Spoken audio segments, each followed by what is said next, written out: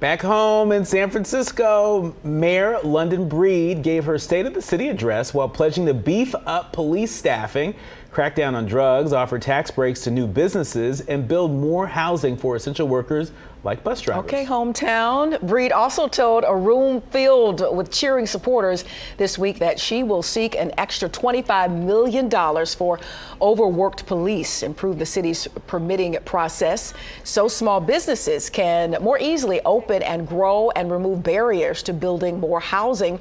Breed said her San Francisco is one of resilient dreamers and talented reinventors who go on despite challenges such as rampant fentanyl crisis, shuttered businesses, and learning loss among students. And Nicordelai Corte, I know this is right up, seeing as though you're a native, this speaks to you. Well, London Breed, Mayor Breed, is a native to San Francisco. I grew up in the Bay Area. She grew up in San Francisco in public housing, and she's the first black woman to be elected mayor. She was elected in 2018 following the sudden death of Mayor Ed Lee, and she faces re-election next year. And so a big part of what she's putting forward, I think, in the State of the City address, is laying the groundwork for her re-election campaign. But raising a lot of eyebrows. $25 million more for the San Francisco Police Department for that's huge. Overworked police officers. What does that even mean? Is it just officers? Is it staff?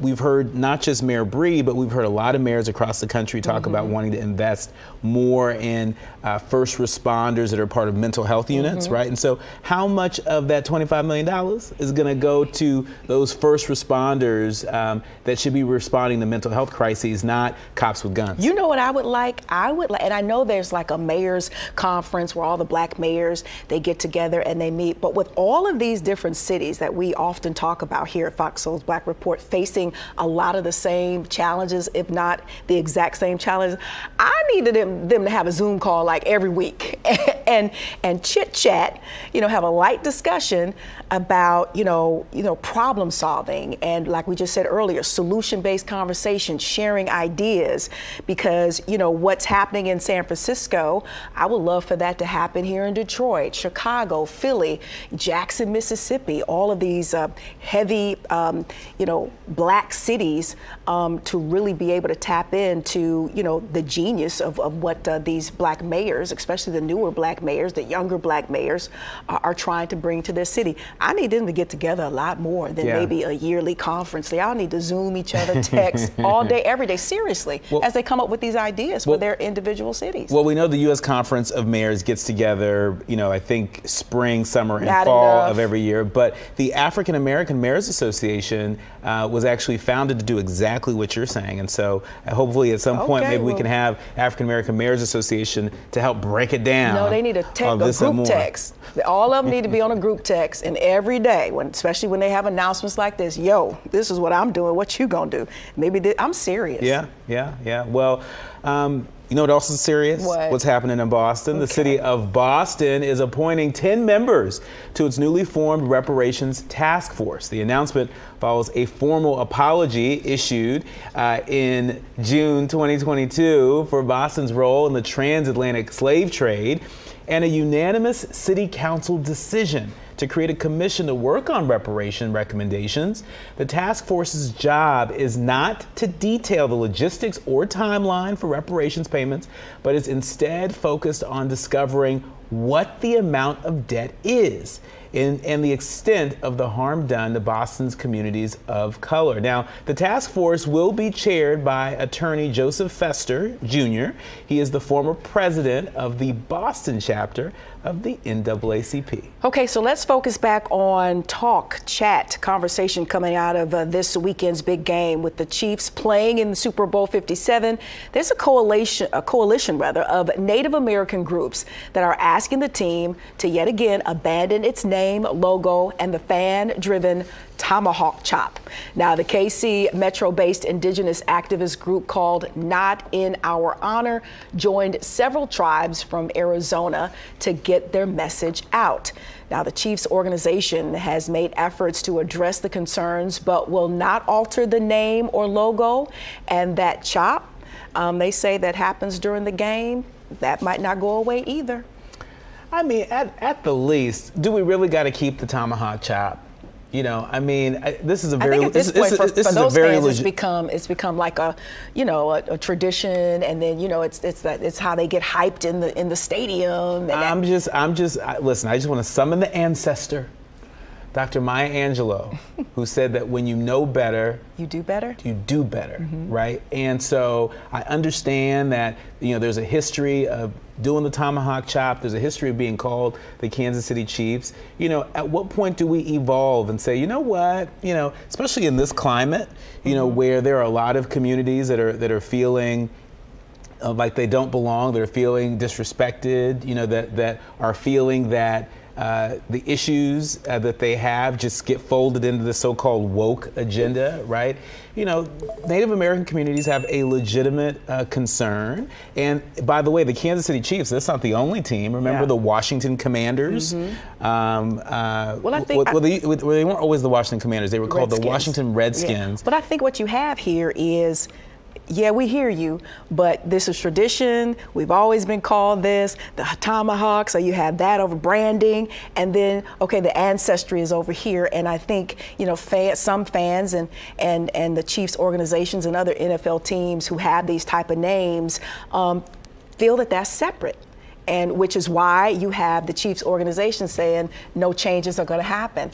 I think the Washington Commanders saw differently, but they really had to be forced into that. You know, those organizations in that area did not let up, and that change came about.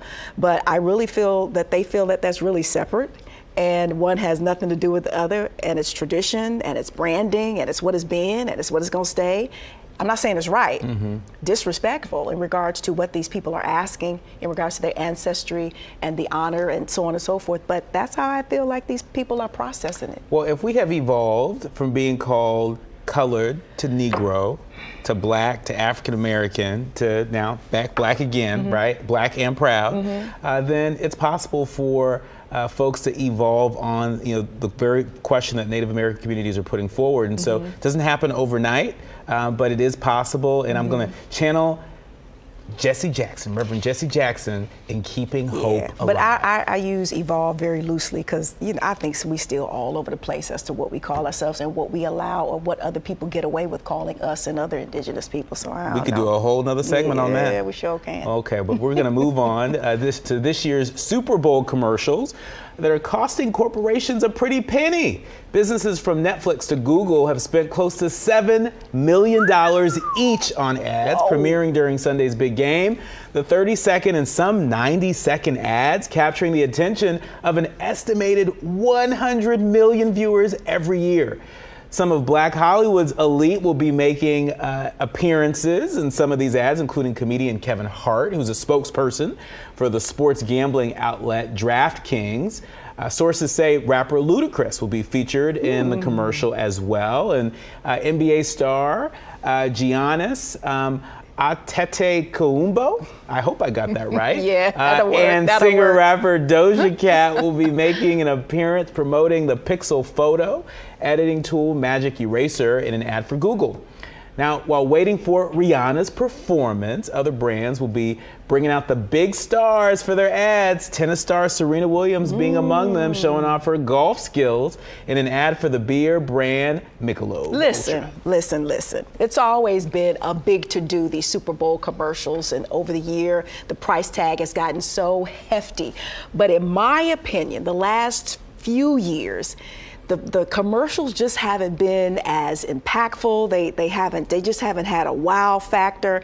And I'm about to be 52 next week, so I can remember, I think the biggest Super Bowl ad, and I could be wrong, but I remember the biggest Super Bowl ad as far as an impact was with a no-name granny, and I don't know what her name was, and she's gone on to be with her ancestors. Wendy's Where's the Beef. That that was the biggest Super Bowl ad ever. I'm sure there are some that might be able to, come right there. But that where's the beef thing was huge, and I just don't think these Super Bowl commercials of today have that sort of impact. Yet they're still charging all that money. So God bless them. You don't remember that was in the '80s. You don't remember Where's the Beef? I don't remember Where's the Beef, but I do remember like Bo Jackson. Remember Bo Jackson? He had some pretty good Super Bowl ads. It wasn't bigger than Where's the Beef. Where's the Beef was huge. Okay. Well, this is a big deal because black quarterbacks, they matter. And Sunday's Super Bowl will be the first time that two black quarterbacks, Philadelphia Eagles, Jalen Hurts, and Kansas City Chiefs, Patrick Mahomes, they're going to be battling it out on the field. And so I think that's a big part of the reason why a lot of these companies are ponying up upwards of $7 million for an ad because they want to make themselves look good. They want to meet the moment. This is a big moment for the NFL, and I don't think they want to miss it. And so I don't always trust they the are marketing. They are breaking out all the stops, to have Black Hollywood, But Black elite show up and show out. You can have as much Black Hollywood in these spots or cast in these spots, but if there's no Black folks in the advertising room and the marketing rooms who are laying out, the scripts for these, then how are they going to hit? Where's the target? You got to have us in the room before it gets into production and so on and so forth. That is a really good point. Yeah. It's interesting. So all these ads that were cut, maybe we should talk about this on Monday. That's why you end up looking like all these ads that were cut. How many of these ads, had creative direction by Black advertising companies, right? Or employees. That's where I'm at with it. That's very important. That's why you be looking like, what was that? Be Black in front of the camera and behind the camera. Up next, Forever FLOTUS. Michelle Obama is working on a new project that you do not want to miss. Yeah, we'll tell you all about it. You're watching Fox Soul's Black Report.